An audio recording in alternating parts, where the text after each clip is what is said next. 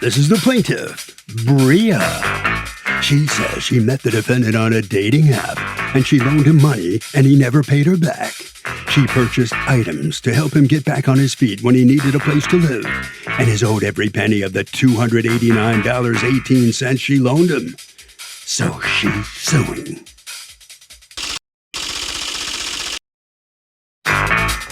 This is the defendant, Zantrez Malik Armstead. He says he never directly asked the plaintiff to buy him things when they dated. The defendant says they weren't serious with one another and he doesn't feel he owes her anything. He stopped talking to her, and now she's coming after him for this money because she bought him a few cleaning supplies? Come on. He's accused of dissing an ex.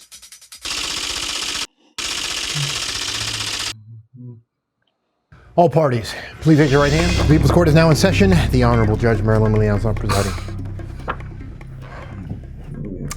Litigants have been sworn, Your Honor. Thank you, Douglas. You're welcome. All right, Ms. Bria, you are suing Mr. Armstead for $289.18 that you say you loaned him and he won't repay you. How do you two know each other? We met on a Facebook dating app. Okay, and when was that? We were in a relationship from August 14th to September 28th of this year. We're talking about a couple of weeks, right? 6 weeks? Yes. Okay, and then what happens? So over the course of the relationship, the defendant reported having multiple responsibilities, which he verbalized subsequently impacted his finances. So then on August 29th, he moved into his own apartment. We went to Walmart on the same day. He verbalized paying me back once he starts working again. And that was substantiated by his alleged hiring as a full-time leasing Okay, you got to stop trying to sound like a lawyer and just talk to me like a person. You go out with your boyfriend shopping because he got a new apartment, and what happens? So we went to Walmart. He was notified that he was hired as a full-time leasing agent on the 27th. So gave him a couple weeks before the first paycheck to pay me back. And those were supplies like cleaning supplies. Tell me what happens when you're at Walmart. Who does he say, will you cover this for me and I'll pay you back? What are the words spoken? Well, when he told me that he was hired as a full-time leasing agent, I gave him 3 weeks That you're not listening to my questions. My question is not why he should pay you back. I'm asking you, what was the discussion between the two of you at the time that you laid your credit card down for cleaning supplies?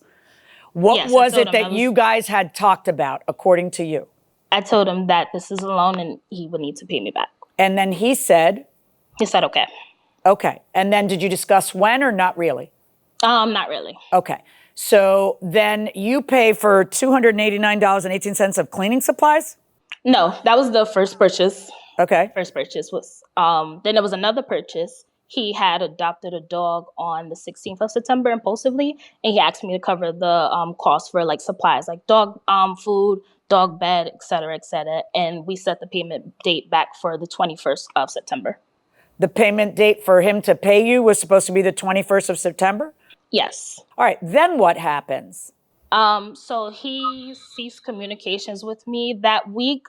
Ironically, when the payment was due, I contacted him twice on the 28th, saying like, hey, I would be by to drop off his possessions. And Wait, what happened? You're dating, and how do you find out you're not dating anymore? Like, what happens? He just ghosts you? Yes. Mr. Armstead, let me hear from you. What's your side of this story? Hello, good afternoon, Judge. So the side of the story is we met on Facebook dating. We conversed for a couple of weeks. I did ask, if you want to go to Walmart with me and get me some stuff. Never was it a loan. Never I said it was a loan. How did you ask her? In writing or verbally? I believe verbally. Do you have any writing that will show that, do you have anything like texts or emails or any communication with her that would show that she just wanted to buy you things because? I don't. After the relationship got finished, I deleted everything. So I don't per se. Okay, well, she says it was a loan, so persuade me it was a gift. Why would I believe it was a gift? Why would I ask for a loan? You bought me gifts for the house. You wasn't entitled to buy me gifts. I didn't force you to buy me gifts. She's not suing for the housewarming gifts. She says I those get that. were No, gifts. we're talking about we're talking about everything for the dog, the gift. You know, she says I was bridging him because he hadn't gotten his first paycheck. Had you started a new job? I did. I moved back out of the military to back home. And you started a new job that you hadn't gotten a paycheck yet for. Correct. That's why somebody might front you something. So why should I believe it's a gift and not a loan? Because what? Because she spent 6 weeks trying to buy your love? Never did we discuss it was a loan. Never it was discussed it was going to be a loan. Did you ever get the fact that he was to pay you back in writing, Ms. Bria? Yes, I have the text messages. He said, "Oh, can you cover the cost, and I will pay you back on Tuesday, September 21st." Can you have someone send me $150 or $200 and I'll pay them back? It's an emergency via Cash App or nah. What did you need $150 or $200 from a total stranger for that you're asking her to hit someone else up for you for? I don't remember. It was like 3 weeks ago. Why would I remember having a girl I barely know who's suing me? Why would it jar my memory? Because it was a full 3 weeks ago. Why I'm trying to pinch her for $200. I can ask, but no promises. He said that he was in Alaska at the time, and the Airbnb was trying to charge him extra. Were you in Alaska recently, Mr. Armstead? I was. You were? I was, actually. Were you in Alaska when you asked her for $200? I believe so, yeah. And then what happens? I see texts where you say, dropping off your stuff and you can pay me back my money. What does he say in response to it?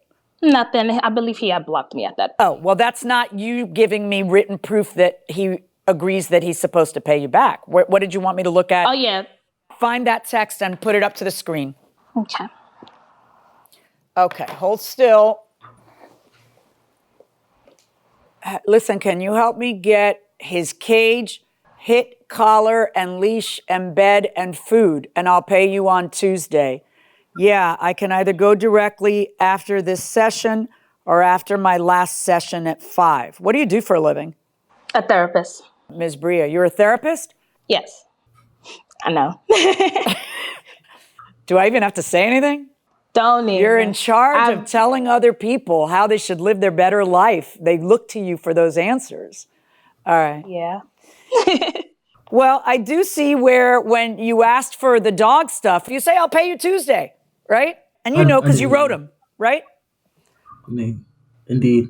Oh, okay. So do you owe her the money? No. What happened? You just lost interest in her? So I was going through a situation prior, and at the time, I told her I have to leave the relationship. So after that, I had to focus on my health and getting better to where I am now. So you didn't ghost her, you broke up with her? Essentially, yes. And you think that she's just coming after you because she's angry that you lost interest in her? Basically, yes, ma'am. Okay, except that you lost interest in her just about the time that you're supposed to pay her back. And I know you're lying about calling everything a gift because I just saw a text in black and white that specifically says, I'll pay you Tuesday. We're not talking about the cage area. That we're talking about the other stuff that she included into the cage. I have no idea what you're saying. I am telling you, this is what she's suing you for. And you say all she did was buy me gifts, trying to buy my love.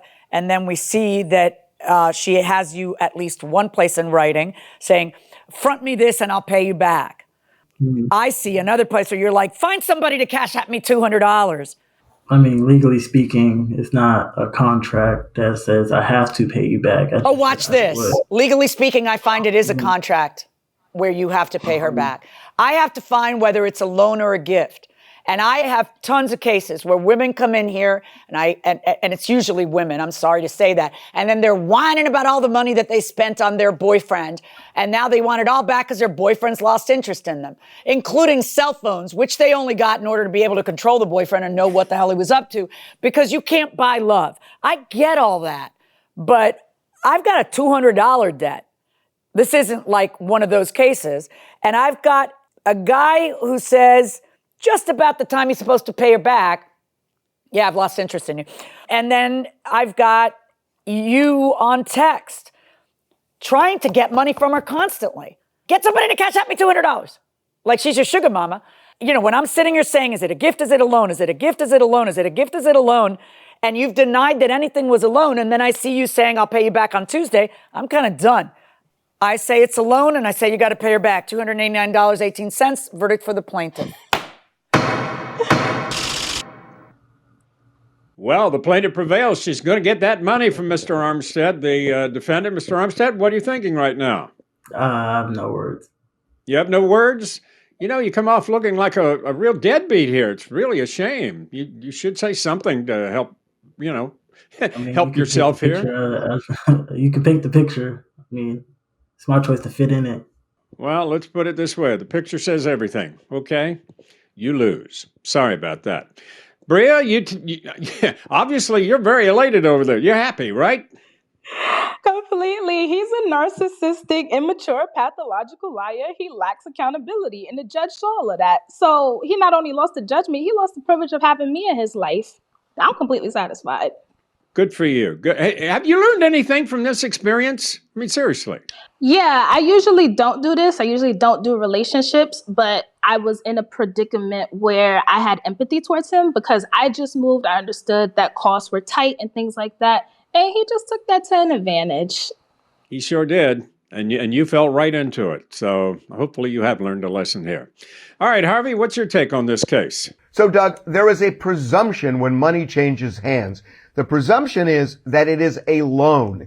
In order to blow up that presumption, you have to prove with pretty clear evidence that it is otherwise, in other words, a gift. And that usually means you need something in writing, a text or something, to prove that you don't have to pay it back. What is your biggest pet peeve? My biggest pet peeves all spring forth from the fact that I am a rule follower, generally. Yeah. And I try to follow rules, and I expect everybody else to follow them. So traffic is a problem for you. Oh my God! There's a lot of yelling in the car. Yes. So I hate when people cut in front of other people. I hate when people hate rudeness. Change lanes without signaling, make turns without signaling. Endanger other people. I think we have the same exact pet peeve because there's nothing that drives me crazier than when someone just. Their needs require them to stop in the middle of traffic, so that's what they're going to do. Right. Like we were at... It's convenient for them. Because it's convenient for and them. The hell we with were you in cobblestone streets visiting our kids at college, and there were some parents who just merely, there's no parking, so just to stop my car here, take everything out of my car, and make you wait 10 minutes while I'm doing it. They're not even in a hurry. Yeah, I just like, when I see people just, honestly, they just need to take care of their needs and they don't care how it affects somebody else, especially while they're driving the metal leviathan of steel that can cause death. It makes me insane.